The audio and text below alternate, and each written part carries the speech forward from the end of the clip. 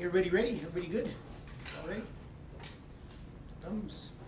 Got a little more work on his name. I just want to start with thanking everybody for being here today.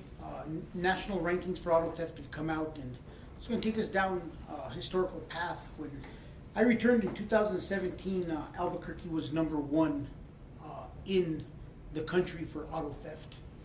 And I'm going to go a little bit before that. In 2010, I took over property crimes with auto theft. Late 2010, going into 2011, myself and back then Sergeant George Vega, from Commander of Homicide, we developed the bait car program as it is today. I think APD had one bait car that detectives parked in front of their house every morning to see if it got stolen. And we revamped the program after going to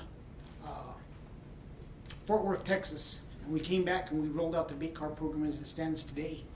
And our goal was to get out of the top 10 back then, and I'm happy to say that back then we did get out of the top 10. And coming back to Albuquerque in 2017, my #1 priority was auto theft. It was a crime that I loved to investigate, that I loved to combat, and that was important to me.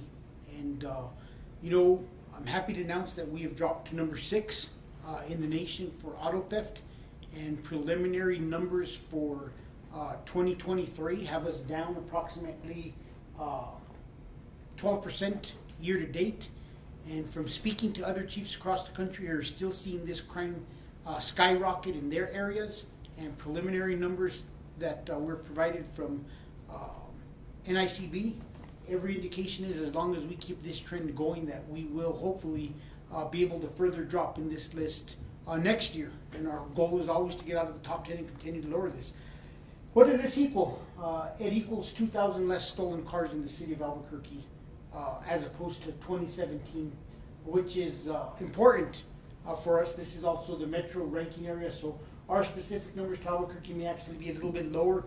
And that's one of the difficulties, is this is a metro number. So we're glad that we're back at #6. So far, year to date, the city is actually down 13%, I thought 12%. At this time, like I stated, several U.S. cities are still seeing a huge increase in auto theft. And one of the things that always comes up is, what are we doing? We've had to revamp our bait car program in 2021. I think I talked to Matt about it at the time when the Journal did a story about why we had seen some increases in auto theft for a period of time. And technology changes, actually changing from 4G to 5G basically crashed our system, and we had to move to a new system. So we are continuing our bait car program. We are still pushing bait cars. We brought in new technology that Commander Jones will talk about. But one of the things is we've also done is we created a list of who auto theft sees as a top 25 auto theft offender. And we've put a priority on these individuals. And by moving the SHIELD unit to the DA's office, you saw some numbers released by the DA's office yesterday that showed an increase in granted detention. A lot of that increase is due to the better discovery packets that are getting to prosecutors earlier and more quicker in the process. There is a focus on auto theft, and we're glad that that increase of detention is occurring, because there are a lot of prolific auto theft offenders that need to be taken to jail. So we always want to thank all of our partners over the years. State Police has always been a great partner in fighting auto theft within the city of Albuquerque. It's also been a great partner with the Office of the Superintendent of Insurance. Not only do they provide us law enforcement, but they also provide us prosecutors who help us prosecute some of these cases, especially when the individual is stealing cars across county lines, which we know is very easy for somebody to steal a car in Albuquerque, steal a Rio Rancho, and all of a sudden we have 2 different jurisdictions, and OSI is able to prosecute those cases in one venue, which really assists us. I think it's important that we recognize, we mentioned this in 2018, the auto theft is the driver of all crime within Albuquerque. And I consistently get the question, is there unreported crime? And the one thing I always know is I keep a very close eye on auto theft numbers, because if your car is stolen, you are very likely going to report it than not report it, because of the fact that you want your car recovered. 2 things I keep track of on the violent crime side: homicides. Bodies don't vanish. People do not report a homicide. And the same ways with auto theft. So those are two good crimes that we could look at to always indicate that their trending is going in the direction we want to ensure that we're having the impact. But a lot of this has to do with the hard work of our auto theft unit. When you look at a culture of investigations, a culture of proactiveness, I think back and there is no unit that exemplifies those two traits better than our auto theft unit. When Commander Vega agreed to come back and take over investigations, we actually spoke about wanting homicide to be as proactive, to be as outgoing, and to be as quick and thorough as auto theft was when we were there as property crimes leaders back in the early 2010s. So I want to thank all of our auto theft detectives for their hard work and everything that they do. And with this, I'll turn it over to Commander Jones. Thanks, Chief. So good afternoon, everybody. I'm Aaron Jones, a commander with the Investigative Services Division. Here in a second, we want to show a video that kind of just encapsulates the prolific offender side. And this is a video of Mr. Denny here speaking to one of our auto theft detectives. So when are you arrested? Receiving and transferring stolen motor vehicle and all On of the your words. on the one that I had? No, on this new car that we just saw you driving today. The Kia. Don't play me. Don't play us. Yeah. Okay. Were you driving the Kia? No. So you just want to lie straight to my face, even though I had a sworn police officer watching you driving the Kia? That's your word. Okay. What's the deal? You just keep stealing cars. I need to get off the drugs. You need to get off the drugs. I have a drug problem. What's you're selling them too, huh? I'm gonna be out. No, I'm not. To be honest. Obviously, you probably I'm don't. not gonna tell you straight the truth. I don't. I just got that, like I seen someone do it one time and then I became me doing it and then What's up? Well, how does the cars have to do with the drugs? because drugs make you do stupid things. Drugs make you do stupid things? You know what I'm saying? Like drugs make you do shit. And I'm not gonna sit here and say, you know, it makes you want to do the right thing, it makes you do stupid shit. Like, you know what I'm saying? Like, I don't hurt nobody or anything, but stealing cars is a bad thing. All these victims, like, it's not even like old people, it's all these victims. Like, I've been out there for like... And I'm not person, like, and I apologize, I'm gonna cut you off. I don't hurt, like, I'm not gonna excuse for what I did, you know what I'm saying? But, like, I'm not hurting nobody, I don't, like, rob nobody. I do, it's robbing, but it's like, it's not going out to him with a gun in my hand or something, trying to harm anybody. You had a gun last time. I did have. Yeah.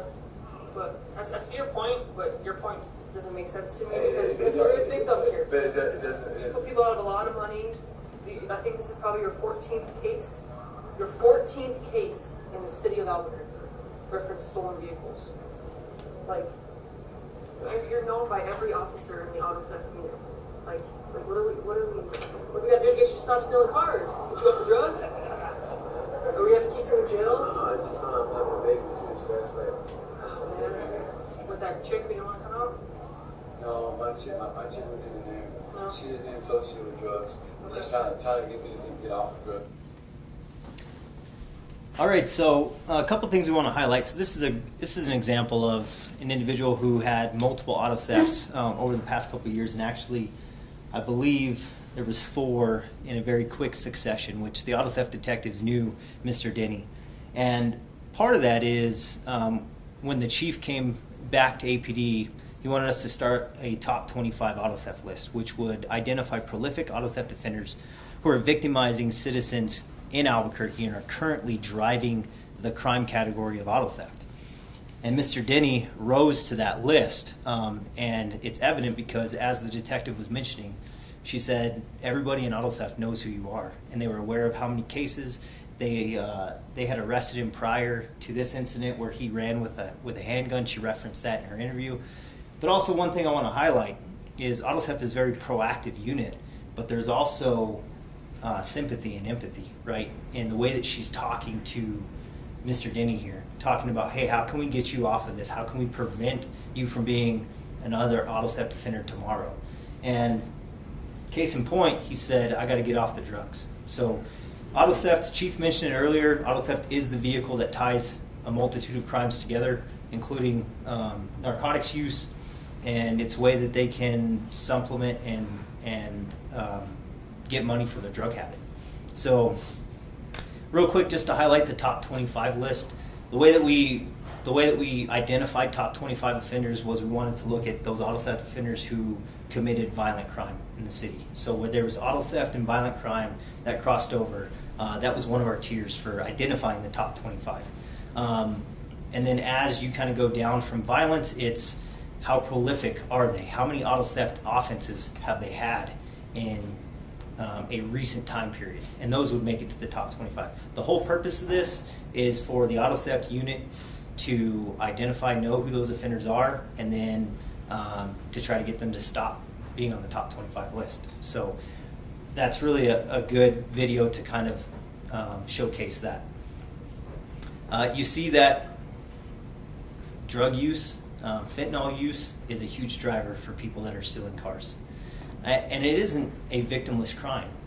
Everybody in here that owns a vehicle, if you pay your insurance like the law requires us to do, your insurance premiums are calculated based on the auto theft rate. So everybody is paying for the crime of auto theft to a certain degree. Chief mentioned earlier that I was going to talk about some technologies. So we have another video that we're going to show here in a second of, and I'll let you know when we're going to load it up, of the grappler. I think some of you have done stories on the grappler in the past. Prior to getting to that video, I want to talk about Star Chase. I think everybody's aware of Star Chase technology. These are examples of technology that's been brought in by the chief to combat auto theft. And really what it comes down to is being in a position to think outside of the box to address a common issue that we have in the city of Albuquerque. Auto theft in 2017 was, we were #1 in the nation. We don't want to be #1 in auto theft. And so thinking outside of the box, introducing technologies such as Star Chase, and then recently the grappler, which we'll show you the video of, it's helped us to reduce auto theft numbers and combat auto theft overall in the city of Albuquerque. So if you want to go to the screen over here, I'll show you a video of the grappler.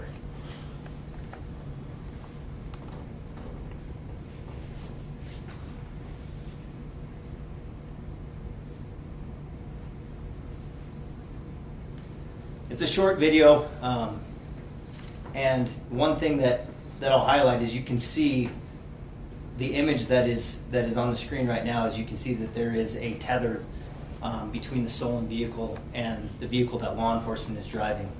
What this allows us to do is to apprehend auto theft offenders who are likely to flee from us and prevent dangerous vehicle pursuits for a stolen vehicle.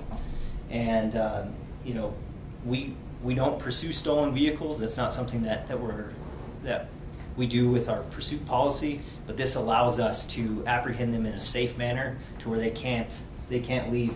There's a law enforcement officer driving a vehicle, you know, for their sake, we're not going to tell you what the vehicle is, but it's essentially an anchor to their stolen car, right? So they would have to drag the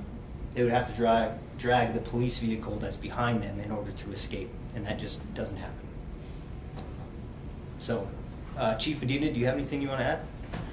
You know, I just want to add in closing that we've been very proactive with auto theft. We recognize that a lot of auto theft offenders don't stop.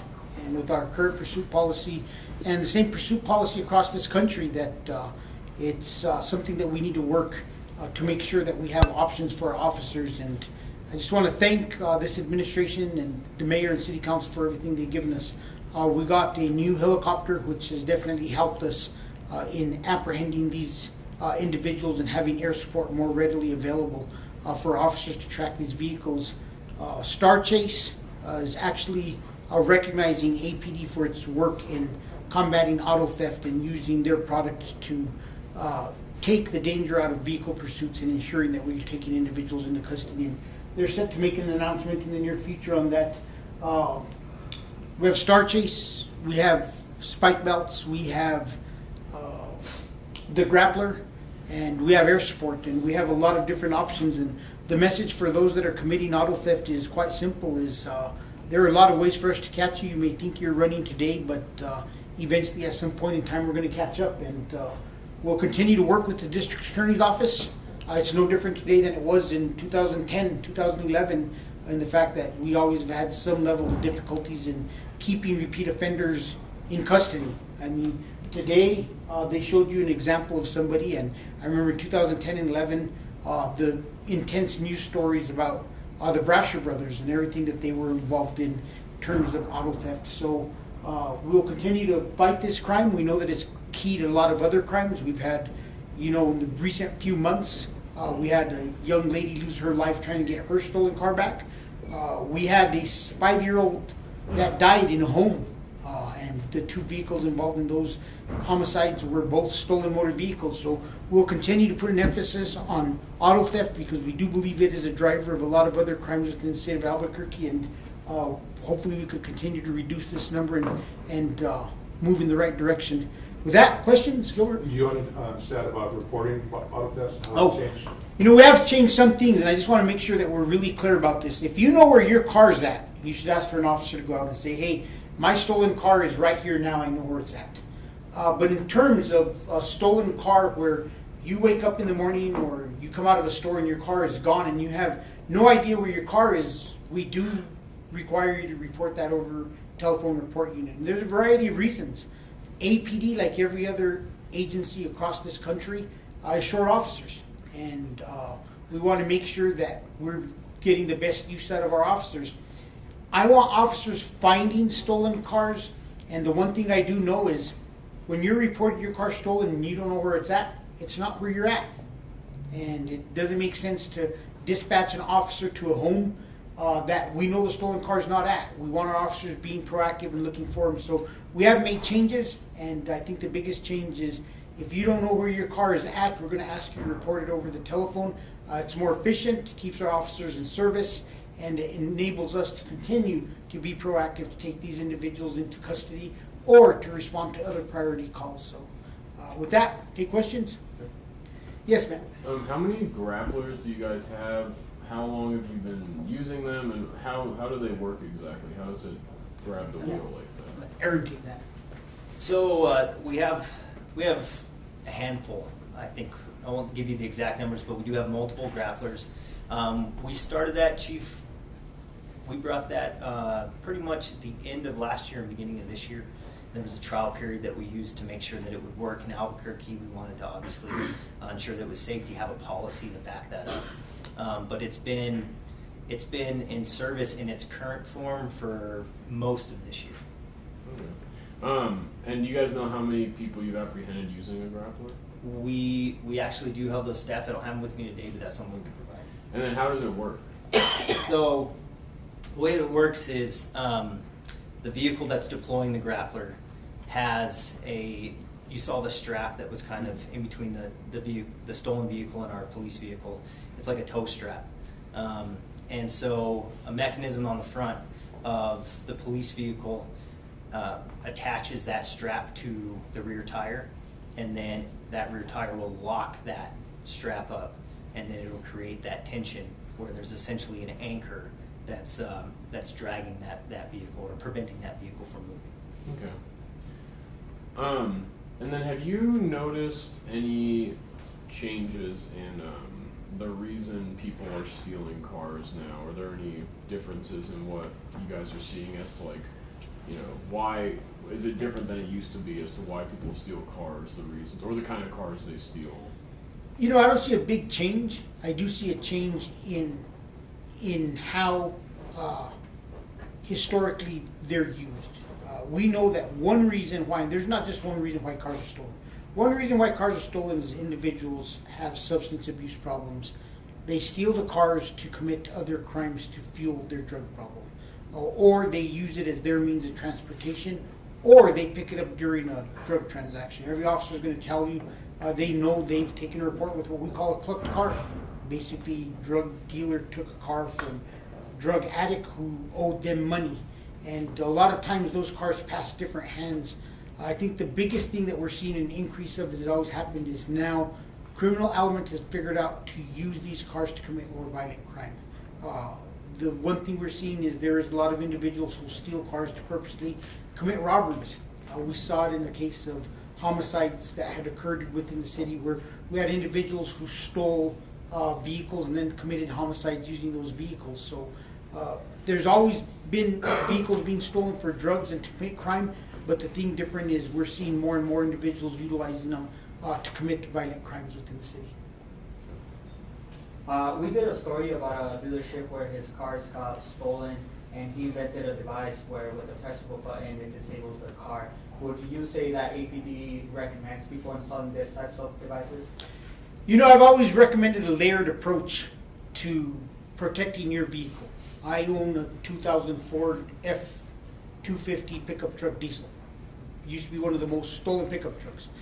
And in my previous home, I always used to say, I have my Ford pickup truck backed against a gate with a dog on the other side of the gate, with an alarm on the truck, and I park another vehicle in front of it, and I have a kill switch in that truck. And I always recommend that people look at different approaches and different layers to protect their vehicles.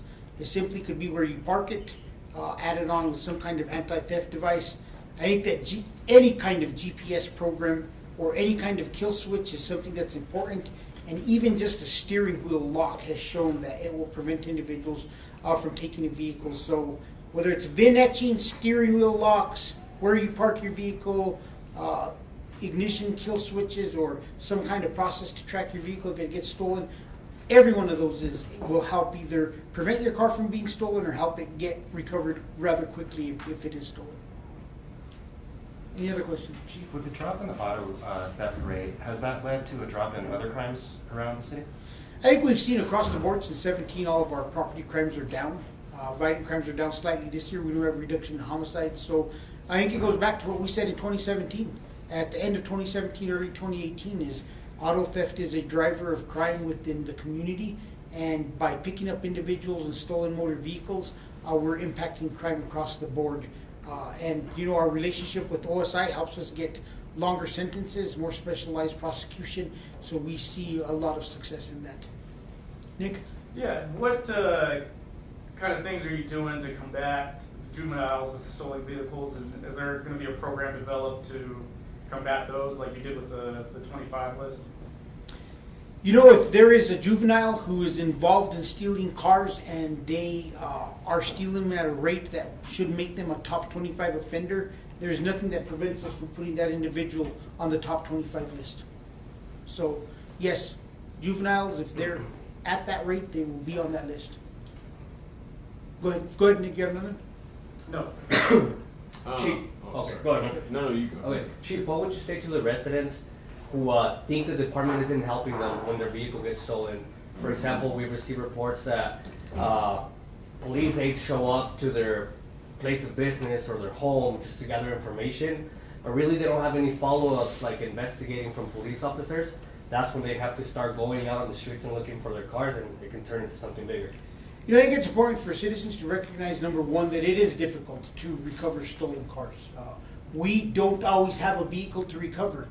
There is a variety of ways that a car will change or how a car is disposed of. We talked about how they're used to commit other crimes, but the most profitable way to use a stolen motor vehicle is actually to take it apart and sell it in pieces.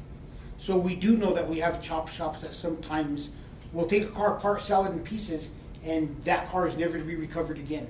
We also know that we have individuals who find a clean title, they'll do a VIN switch, and that car is very hard to detect and find in the future because it's been turned into another vehicle. And unless an officer who pulls it over specifically looks, they may not notice that that VIN has been switched. So we ask the public for their patience in the fact that we are investigating these.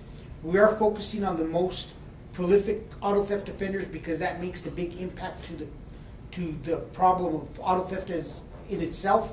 But we also have to remember that without a doubt, we're not going to get to every single case. And some case has zero leads. There is nothing to follow up on. And I think that's the most frustrating thing for residents to understand is that we sometimes have nothing to follow up on. We have a car stolen that's either not recovered or recovered with no evidence.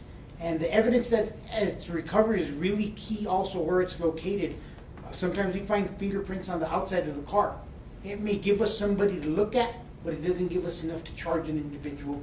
The courts will not recognize fingerprints on the outside of the vehicle as a reason for us to charge that individual with stolen motor vehicle. They have to be found inside, and other things have to compound to it. Yes, ma'am. How do you think you stop someone like Denny from stealing cars? I mean, do you think he's learned his lesson? He's not going to do it again? If they do not get him help for his underlying issue, which is drug addiction, he will continue to steal cars. And this is where I think that people have to really look. And I know we don't want to put everybody in jail forever. I recognize that. But there's individuals like this gentleman here that we're talking about, Denny, that I think the system is hurting them. If we were to kept him in custody the first time, on the first auto theft, and gotten him into the treatment program that he needed, there's a possibility he wouldn't have 13 more incidents after that. And I think that sometimes laws are passed with good intent, but the way they actually work when it comes down to it, they hurt individuals. Eventually, these cases, Devin's back there, they will prosecute them, and this person will have a ton of charges against them that will get them a very lengthy prison sentence. Where if we would have dealt with it the first time and not released them into 100% failure environment, we could have gotten something done earlier. But in a way, we're just hurting these individuals because they're building so many cases, and they're going to get rearrested over and over. Until we treat the drug treatment, it's going to continue to occur. You guys have anything on the prosecution side you want to talk about? Some of these cases? You good? We're good, sir. We're good.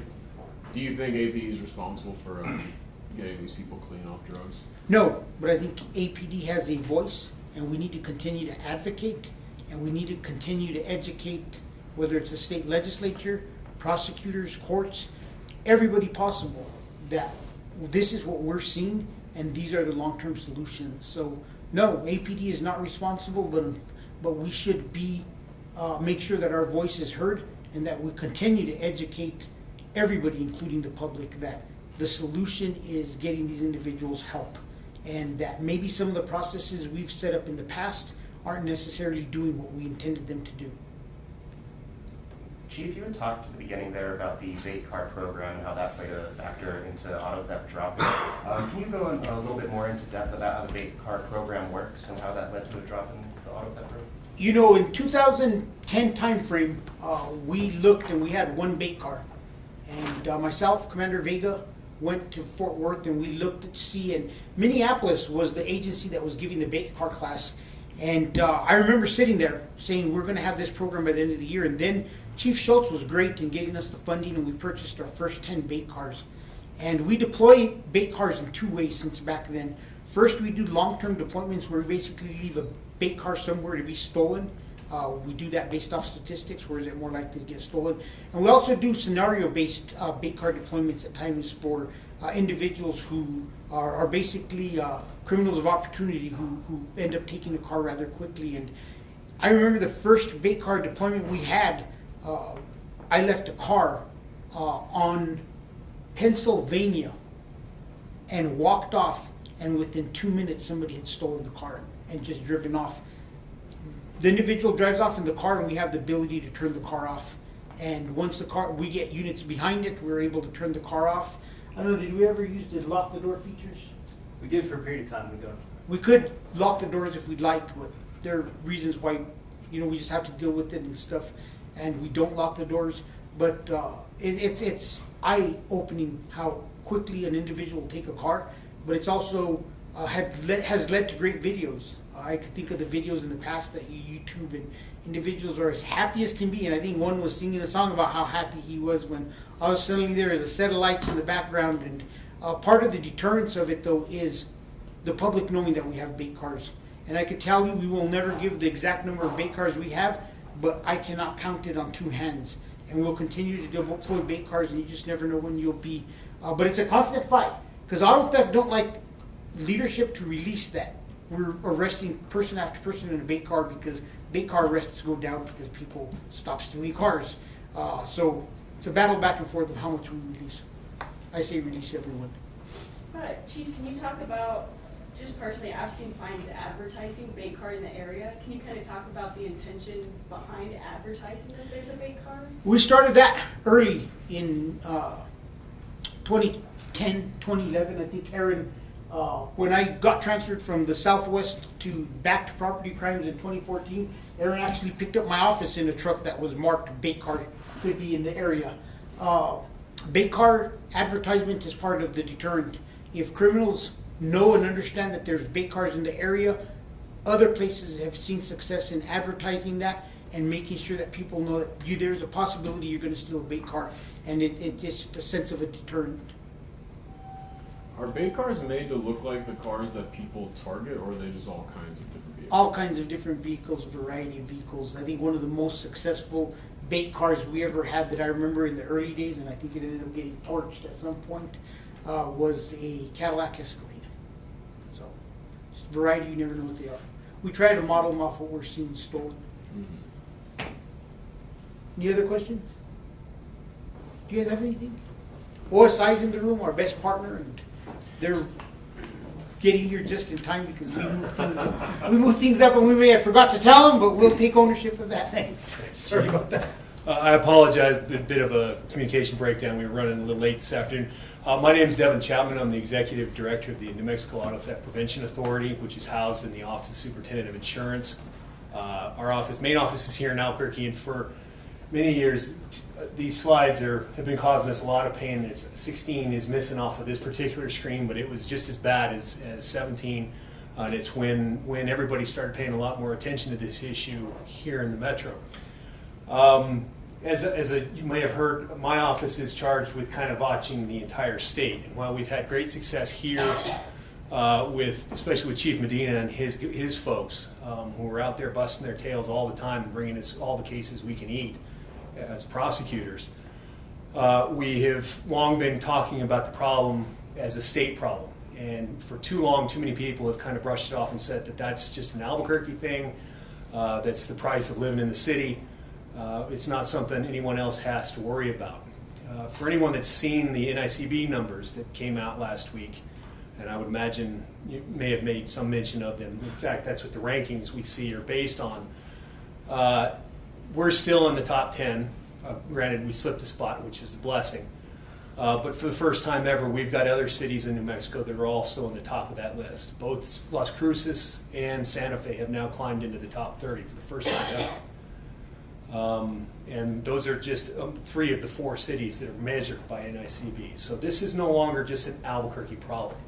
This is a statewide problem that needs statewide solutions. We will be back in Santa Fe in front of the legislature and other agencies trying to get as much help and bring resources and attention to this problem as we can. But we need your help, and we need continued help from law enforcement to keep the heat on these guys. Too often, is in the prosecution side of this, we often run into the issue of people arguing that these are nonviolent offenses and don't warrant the kind of attention and weight that the courts can bring. We have, of late, been getting pretty good sentences on our more serial offenders, similar to what Mr. Denny is looking at when and if we get him in front of the judges. The thing to keep in mind, and the thing we emphasize to the courts and everybody needs to remember, is that though no one is actually physically harmed, there is no blood in these cases. When a car is stolen, we're often talking about the second most valuable possession that these people own, next to their homes. This is their means of getting to work. It's the means of getting their children to school. It's the means of their bringing food home for the people in the house. It's the means of them getting sick parents or other family members to medical care. And all too often, the people we see that are losing cars are probably those that are